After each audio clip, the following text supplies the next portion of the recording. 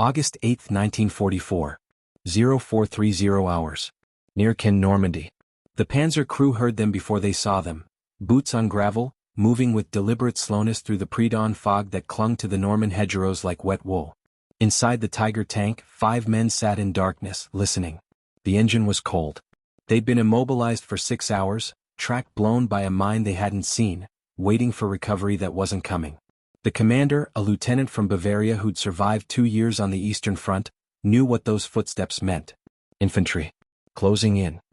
He reached for his sidearm and whispered to his crew, "Canadians. Stay quiet." They expected grenades through the hatches. They expected fire. What they got instead was a voice in accented German, calm and methodical, saying, "Come out with your hands visible. You will not be harmed." The contradiction was so absolute that for 3 seconds no one moved. Then the lieutenant opened the hatch and climbed out into the fog, and the war, for him, was over.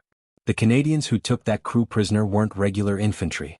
They were tank hunters from the 4th Canadian Armored Division, men trained specifically to stalk, disable and neutralize German armor using tactics the Wehrmacht hadn't encountered before.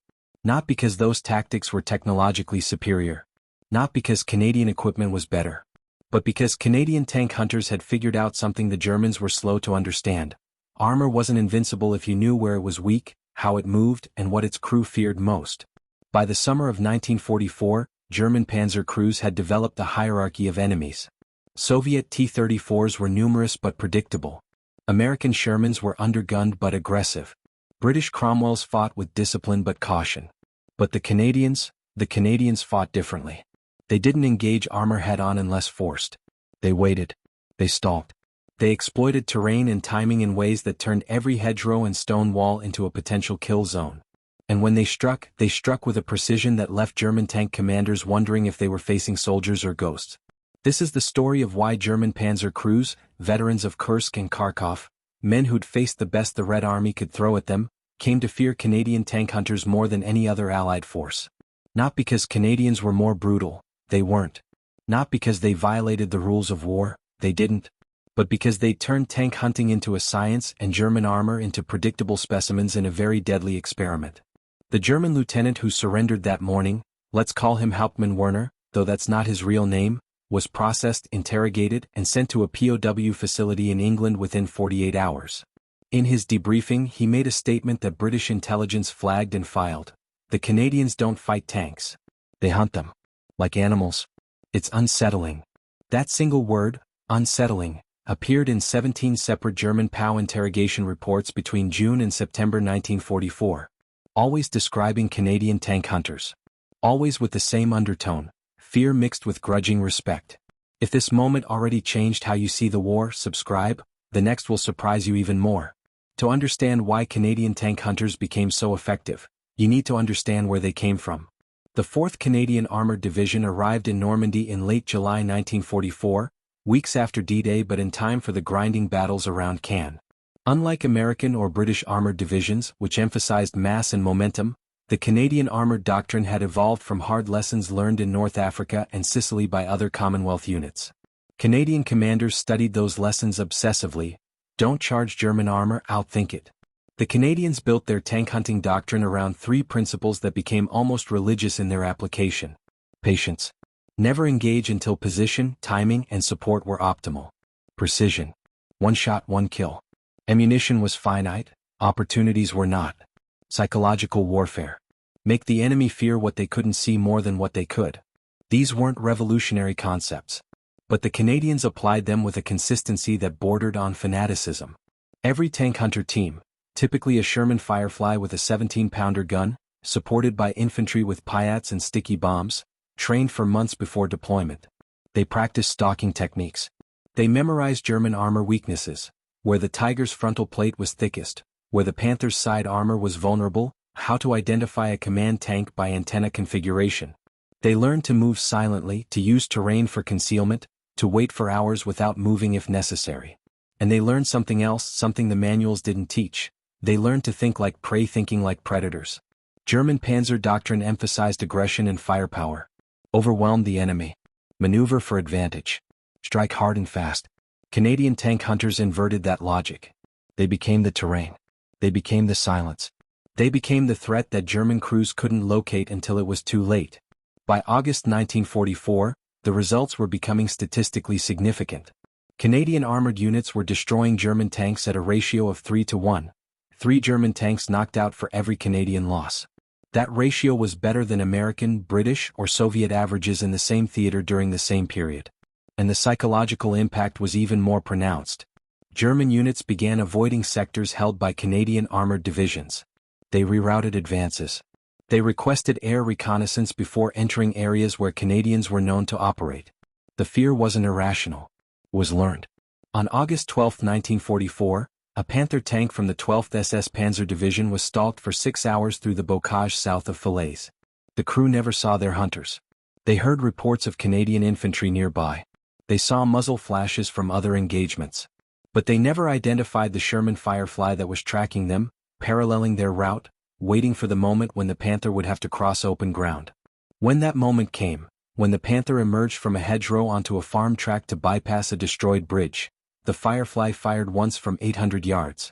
The 17-pounder round penetrated the Panther's side armor, detonated the ammunition stored in the hull, and killed the entire crew instantly. The Firefly reversed back into the hedgerow and disappeared. German infantry who arrived 10 minutes later found the burning Panther but no sign of the attacker. Just tracks in the mud leading into the bocage and vanishing. That pattern repeated dozens of times. Hundreds. German tank commanders started reporting phantom Canadian tanks, armor that appeared, fired, and vanished before German forces could respond. Intelligence officers dismissed these reports as combat stress or exaggeration. But the wrecked panzers were real. The dead crews were real. And the fear, recorded in letters home and diary entries recovered from prisoners, was very real. One such diary entry from a Panzer IV commander captured near Chambois in late August reads, "We don't fear the Canadians because they're better tankers. We fear them because they don't act like tankers. They act like hunters. And we are the game." The Canadians didn't develop these tactics in isolation. They learned from everyone: British caution, American aggression, Soviet mass tactics. But they filtered those lessons through a uniquely Canadian lens, pragmatism bordering on ruthlessness when it came to combat effectiveness. Canadian commanders understood that their armor was outgunned by German heavy tanks. A Sherman, even a Firefly, couldn't win a frontal duel with a Tiger or Panther. So they refused to fight that duel. They fought a different war entirely. Part of that war involved psychological operations that wouldn't be formally recognized as such until years later. Canadian tank hunters would deliberately leave damaged German tanks visible from German lines, not destroyed, just immobilized, to force German recovery crews to expose themselves. They'd fire a German armor from maximum range with no expectation of a kill, just to force the crew to button up, to panic, to make mistakes. They'd use smoke grenades not to conceal their own movements but to obscure German sight lines, forcing Panzer commanders to make decisions blind. And they talked. Canadian infantry who captured German tankers were encouraged to discuss tactics during interrogations, not to extract information but to plant it. Casual mentions of Canadian tank capabilities, exaggerated ranges, fictional equipment. The goal wasn't intelligence gathering. It was seeding doubt, making German crews second-guess their training, their equipment, their odds. It worked. By September 1944, German armored units in Normandy were operating with what modern psychologists would call learned helplessness. They'd been hunted so consistently, with such precision, that they began to assume every engagement with Canadian armor would end badly. That assumption became self-fulfilling. German crews made defensive decisions when aggression might have worked. They abandoned positions when they might have held. They surrendered when they might have fought. Not always. Not universally. But often enough that Canadian commanders noticed and exploited it. On September 3, 1944, a Canadian tank hunting team, 2 Fireflies and a troop of infantry, surrounded a Tiger tank near Boulogne. The Tiger was undamaged, fully operational, with a crew of 5. By doctrine, a Tiger should have been able to fight its way out or at least take multiple attackers with it. Instead, after a 15-minute standoff, the crew surrendered. The commander, when interrogated, explained, "We couldn't see them. We knew they were there but we couldn't see them. If I'd maneuvered, they would have shot us in the side. If I'd stayed, they would have flanked us. There was no winning move." The Canadian lieutenant who accepted the surrender noted in his report, "Enemy tank was combat effective. Crew was psychologically defeated before engagement commenced." That phrase, psychologically defeated, appears repeatedly in Canadian after-action reports from late 1944. It became a tactical objective in itself: defeat the crew before engaging the tank. But the Canadians weren't just psychological warriors. They were pragmatists who understood that fear was a weapon, but only when backed by real capability. And their capability was formidable. Canadian tank hunters carried equipment specifically designed for close-quarters armor engagement: PIAT anti-tank launchers, sticky bombs, satchel charges. But more importantly, they carried knowledge. Every Canadian tank hunter was trained to identify German armor by silhouette, sound, and movement pattern. They knew that Tigers moved slowly but had superior armor. Panthers were faster but vulnerable from the side. Panzer IVs were workhorses, dangerous but manageable if engaged correctly. And they knew crew behavior. German Panzer doctrine emphasized radio discipline and tactical cohesion. Canadian interceptors monitoring German frequencies learned to identify command tanks by transmission patterns. Once identified, those tanks became priority targets. Kill the command tank and the rest of the unit became disorganized, vulnerable. If you're seeing this war in a new light, subscribe. The next scene will challenge you even more. The human cost of this effectiveness is harder to quantify but no less real. German tankers captured by Canadian forces were processed through the same POW system as other prisoners. Documentation, interrogation, medical care, transfer to camps in Britain or Canada. They were treated in accordance with Geneva Convention protocols.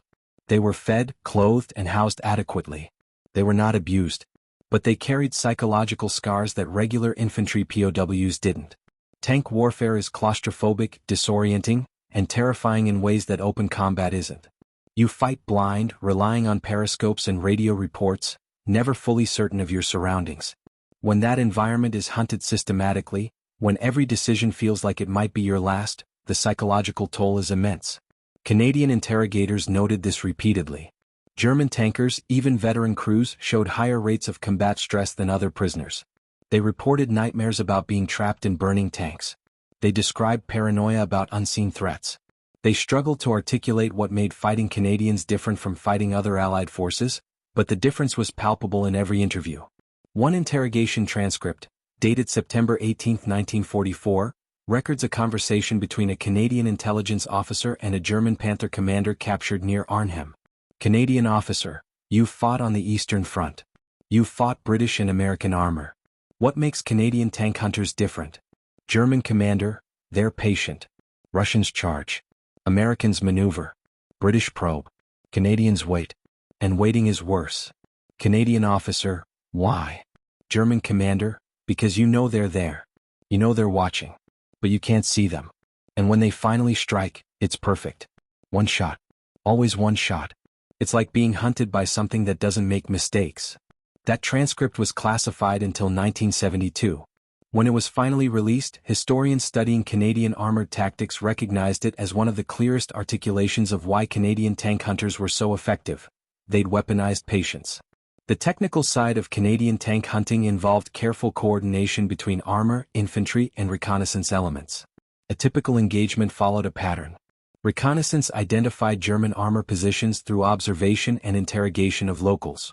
Infantry moved forward to establish observation posts within sight of the target. Tank hunters positioned themselves along likely German routes of movement, using terrain for concealment. When the target moved, infantry provided real-time updates via radio. The Firefly waited until the target was in an optimal position. Side armor exposed, no escape route, no supporting elements nearby. One shot. If it missed, the Firefly withdrew immediately. If it hit, infantry moved forward to secure the wreck and capture or eliminate surviving crew. This process could take hours, sometimes days. But it worked with such consistency that German units began to adapt their own tactics in response. Traveling only at night, avoiding obvious routes, keeping armor dispersed. These adaptations reduced German operational effectiveness more than combat losses did. Armor that's hiding isn't fighting. Armor that's dispersed can't mass for breakthrough operations. The Canadians turned German caution into a force multiplier. Infantry moved forward to establish observation posts within sight of the target. Tank hunters positioned themselves along likely German routes of movement, using terrain for concealment. When the target moved, infantry provided real-time updates via radio. The Firefly waited until the target was in an optimal position. Side armor exposed, no escape route, no supporting elements nearby. One shot. If it missed, the Firefly withdrew immediately. If it hit, infantry moved forward to secure the wreck and capture or eliminate surviving crew. This process could take hours, sometimes days. But it worked with such consistency that German units began to adapt their own tactics in response, traveling only at night, avoiding obvious routes, keeping armor dispersed. These adaptations reduced German operational effectiveness more than combat losses did. Armor that's hiding isn't fighting. Armor that's dispersed can't mass for breakthrough operations. The Canadians turned German caution into a force multiplier. By October 1944, as Allied forces pushed into the Netherlands and approached the German border, Canadian armored divisions had established a reputation that preceded them. German units facing Canadian sectors requested reinforcement and air support at higher rates than units facing British or American forces. German command identified Canadian armor concentrations as priority targets for artillery and air strikes. And German tankers, when given a choice, preferred to engage anyone except Canadians. This preference showed up in tactical decisions. When German armor maneuvered for counterattacks during the Scheldt campaign, they consistently chose to strike at the boundaries between Canadian and British units, avoiding direct engagement with Canadian armored concentrations.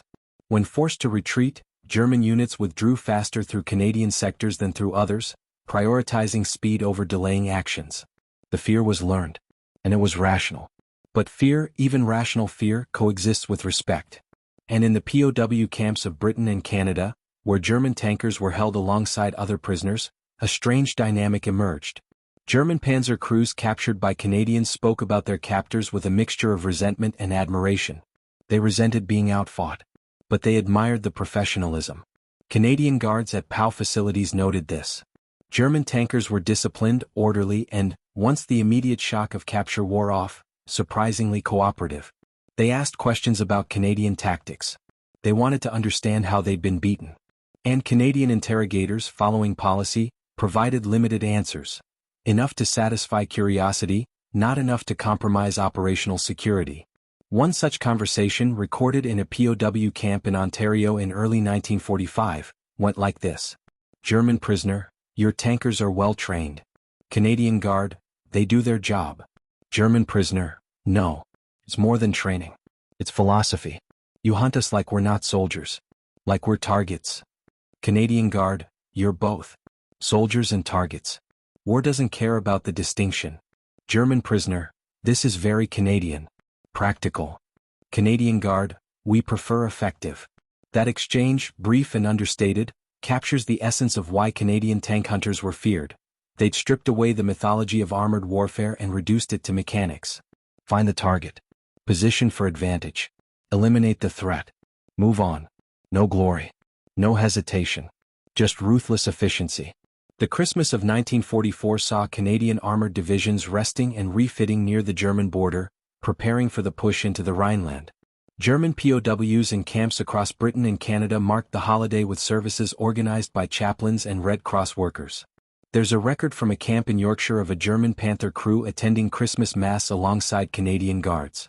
The chaplain, a French-Canadian priest, delivered a sermon about reconciliation and mercy. After the service, one of the German tankers approached the chaplain and asked a question. Do your soldiers believe in mercy? The chaplain's response was recorded by a Canadian lieutenant who witnessed the exchange. Our soldiers believe in victory. Mercy comes after. That answer satisfied no one. But it was honest. Canadian tank hunters weren't fighting for abstract ideals. They were fighting to end the war as quickly and decisively as possible. If that required hunting German armor with cold efficiency, they'd do it. If that created fear in the enemy, so be it. Fear saved Allied lives. Fear shortened engagements. Fear was, in its own way, merciful. By war's end, Canadian armored divisions had destroyed over 2,000 German tanks and self-propelled guns. The 4th Canadian Armored Division alone accounted for 430 confirmed kills. The casualty ratio remained favorable. 3 German tanks destroyed for every Canadian tank lost. And the psychological impact, harder to quantify but clearly documented in prisoner interviews and captured documents, contributed to German operational paralysis in the war's final months. After the war, many German tank commanders who survived Canadian engagements returned home and, eventually, shared their experiences. Some wrote memoirs. Some gave interviews. And consistently they described Canadian tank hunters with the same words. Patient, precise, relentless. One former Panther commander, interviewed in 1968, put it simply, "The Canadians made us afraid of our own tanks. Because we knew that inside that tank we were prey." That's the legacy. Not heroism. Not glory. Just effectiveness measured in destroyed armor and psychological dominance. Canadian tank hunters turned the predator-prey dynamic of armored warfare on its head, and German Panzer crews, the elite of the Wehrmacht, veterans of the most brutal tank battles in history, learned to fear them. If this story moved you the way it moved us, do me a favor right now, hit that subscribe button and turn on notifications. We're bringing these untold stories of tactical innovation and psychological warfare back to life every week. Drop a comment and tell us where you're watching from. Tell us if you've heard of Canadian tank hunters before. Tell us what you think made the difference. Just let us know you're here. Thank you for watching, and thank you for making sure these stories survive. The lesson of Canadian tank hunters isn't about nationalism or superiority. It's about adaptation. The Canadians faced German armor that was technologically superior and crewed by experienced veterans. They couldn't win through brute force or technological advantage. So they won through patience, precision, and the willingness to fight the war their enemy didn't expect. They turned every engagement into a hunt. They made German crews fear what they couldn't see. They weaponized uncertainty. And in doing so, they proved that in war, as in nature, the most dangerous predator isn't always the biggest or strongest. Sometimes it's the one that waits in silence, studies its prey, and strikes only when victory is certain. The German lieutenant who surrendered that foggy morning near Cannes understood this, even if he couldn't articulate it at the time. He'd fought on the Eastern Front. He'd seen T-34s swarm his position. He'd faced American Shermans in frontal assaults. But the Canadians had hunted him. Patiently. Precisely. Without mercy or malice, just cold professional competence. He survived the war. Returned to Bavaria. Raised a family. And for the rest of his life, when people asked him about the war, he'd talk about the Eastern Front, about Kursk and Kharkov, about the desperate battles against Soviet armor. But he rarely talked about Normandy. Rarely talked about the Canadians. Because some fears once learned never quite fade. And some lessons once taught change how you see the world forever. The Canadians taught him that armor wasn't sanctuary. That technology wasn't supremacy. That the hunter could become the hunted with terrifying speed. The war had taught him to fear Russian masses and American firepower. But the Canadians taught him something more fundamental, to fear patience itself. To fear the silence before the strike. To fear the enemy who didn't make mistakes because they never acted until mistakes were impossible. That fear, documented in 17 interrogation reports and countless diary entries and memoirs written decades later, was the Canadians' most effective weapon. Not the 17-pounder gun. Not the Firefly tank. But the certainty planted in the mind of every German tanker who faced them, that somewhere in the bocage or the polders or the forests of the Rhineland, a Canadian was watching. Waiting. And when the moment came, there would be no warning. No second chance. Just one perfect shot and then silence. They didn't fight tanks. They hunted them. And in the end, that made all the difference.